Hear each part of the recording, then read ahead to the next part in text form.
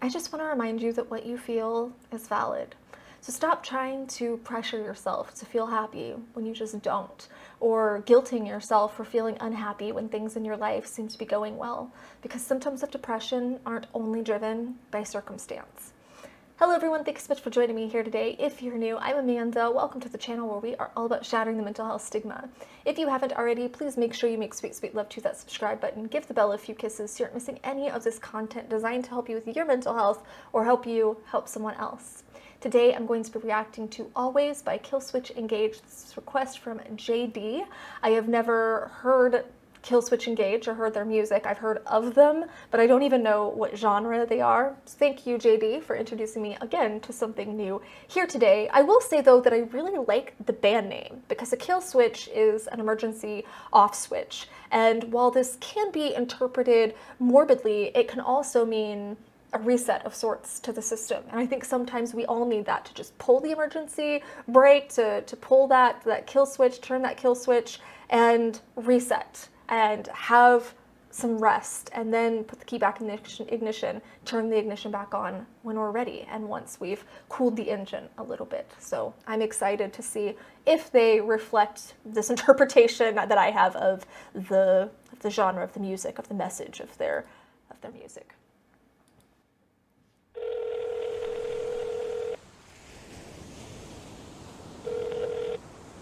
Hello? Hey, little brother. Josh? Is that you?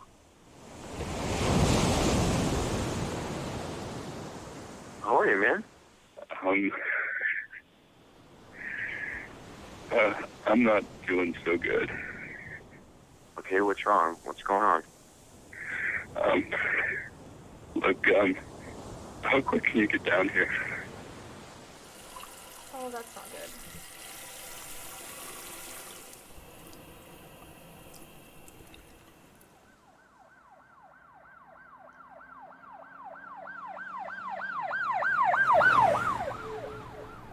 Oh. So what do you want to do?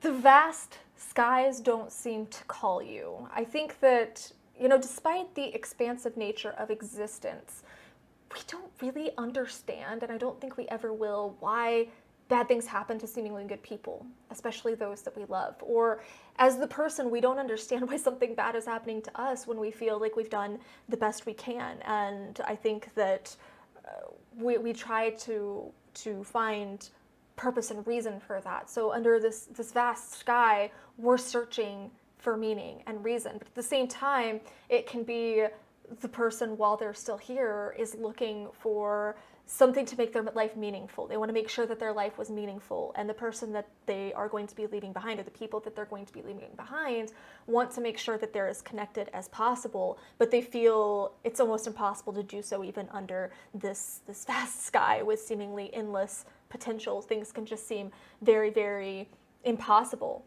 Stars falling like tears. I think that can be the externalizing of the observer's pain, so of the man who seems to be dying, of his brother. It can be the externalization of his pain, or even of the brother who is dying, who is going through that experience, or it could be a depiction of God's pain or the universe's pain, because everything is a reflection of loss when you're going through that grief process. So seeing stars as tears, or willows as grieving widows, or all dirt as being that handful that's scattered on a casket seems kind of reasonable to me for this narrative.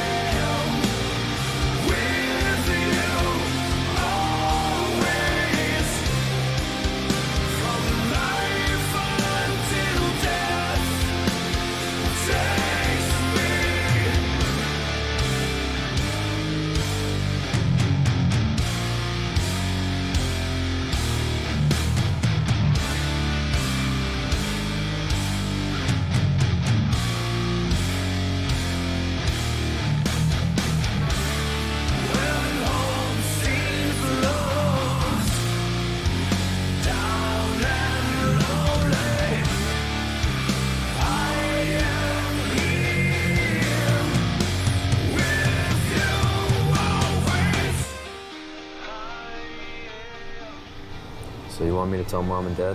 Oh my God.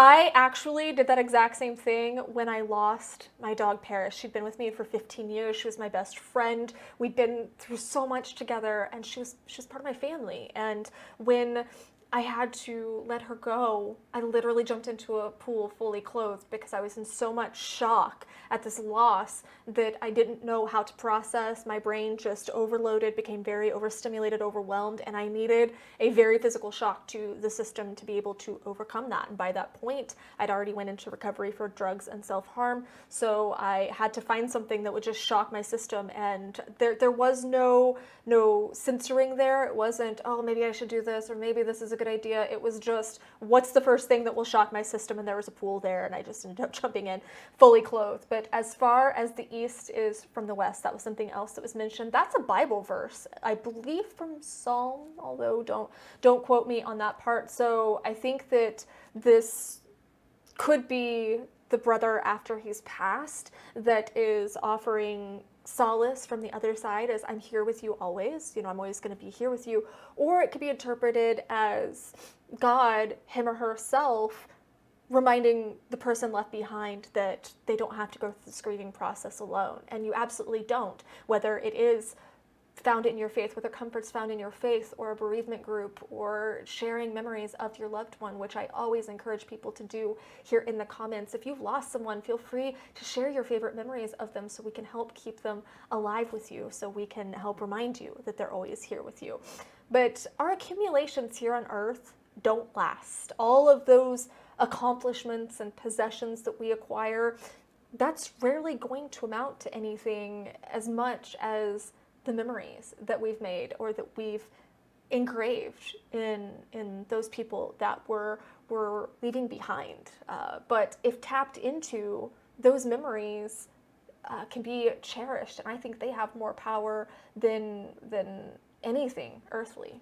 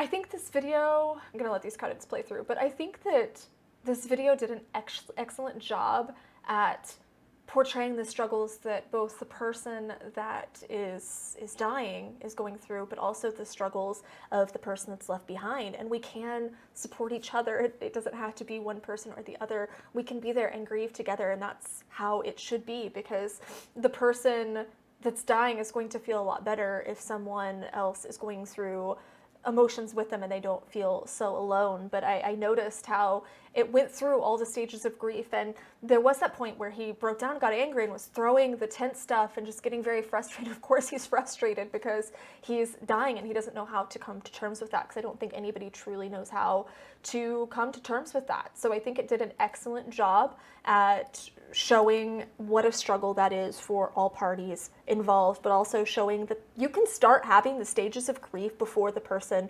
actually passes away. You could start that grieving process before the person passes away, and they will as well. They will go through this grieving process of anger and denial and bargaining and depression, and then finally acceptance. And it seemed to me that they had all accepted it by the end of this, but the brother left behind is reliving the odyssey that he went on with his brother who passed away, and he's choosing to hold on to this heartwarming memory and not be consumed by the grief. And I think that that's beautiful, because when you share a deep connection with someone, when they pass away or you lose them in some way, you will hit a lower low than you ever thought was possible, ever. It's so much more intense than you ever thought possible, and hope seems like a foreign concept, and everything you do will be perfunctory for a while, and that's normal. You don't have to function at really any capacity whatsoever. You just have to